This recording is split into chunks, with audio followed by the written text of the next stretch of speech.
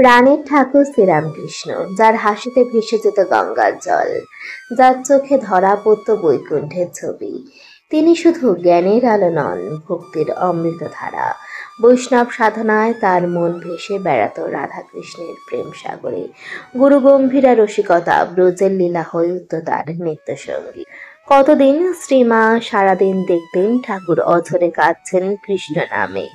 মা, এই শোন মুরলির পাশে, বলেই তিনি হারিয়ে যেতেন গোপন বৃন্দাবনে। বৈষ্ণব সাধক রামকৃষ্ণের হৃদয় ছিল রাধিকার মতো ব্যাকুল, আর প্রাণ ছিল কৃষ্ণময়। হরি নামই সব, এই তো তার সাধনার সার কথা। নাম সংকীর্তনে, প্রেম ভক্তিতে তিনি খুঁজে পেয়েছিলেন সেই অত্যন্ত অবর্ণনীয় সত্য। বৈষ্ণবীয় প্রেমই তাকে শিখিয়েছিল, যার ভক্তি তারই জয়। রামকৃষ্ণের সাধনা ছিল বৈষ্ণবীয় প্রেম ও তান্ত্রিক জ্ঞানের মিলন। তিনি বলতেন, যাত্রা পথে ভিন্ন, কিন্তু লক্ষ্য একই, সেই অখণ্ড সত্তা। ভক্তির সাগরে ডুব দিয়ে তিনি দেখিয়ে দিয়েছিলেন প্রেম শেষ কথা, প্রেম ধর্ম। ভক্ত ঠাকুরের এই বৈষ্ণব সাধনা মনে করিয়ে দেয়, প্রেম দিয়েই পাবে প্রেমময়কে। জগতের সব দ্বন্দ্ব, সব তর্ক ডুবে যাক শ্রীরামকৃষ্ণের সেই অমোঘ বাণীতে, যত মত তত পথ। প্রাণের ঠাকুর শ্রীরামকৃষ্ণ, যার সমাধিতে জেগে উঠত বৃন্দাবনের মুরলীধ্বনি। দক্ষিণেশ্বরের কালী মায়ের মন্দিরে দাঁড়িয়েও তিনি ডাকতেন রাম রাম।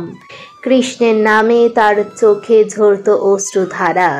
রামের মূর্তি দেখলে তিনি বলতেন, এ কি শুধু পাথর না, এ তো সাক্ষাৎ রঘুবীর।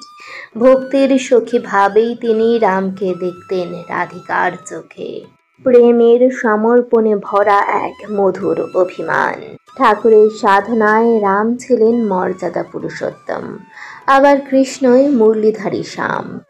একদিন ভক্তদের বললেন, রাম কৃষ্ণ একই, যেমন নদীর জল, কেউ বলে জল, কেউ পানি, কেউ ওয়াটার। সখী ভাবের মতোই তিনি ধরা দিতেন রামের চরণে।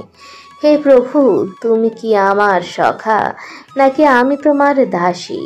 এই দ্বিধাহীন প্রেমই ছিল তার বৈষ্ণবীয় সাধনার সার। আজ অযোধ্যায় রামলালার মন্দিরে যে আলো জ্বলে, তা শ্রীরামকৃষ্ণের হৃদয়ের প্রতিধ্বনি।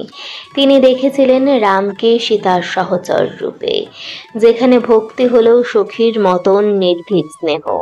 মন্দিরের প্রতিটি আরতিতে আজও বাজে সেই সুর।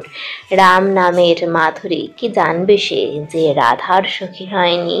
ঠাকুরের বাণী মনে করিয়ে দেয়, যারা ভক্তি করে তাদের কাছে রামকৃষ্ণ কখনো পৃথক নন। সখী হয়ে ডাকো, প্রেমই মিলাবে প্রেমময়কে। জয় রাম, জয় রাম।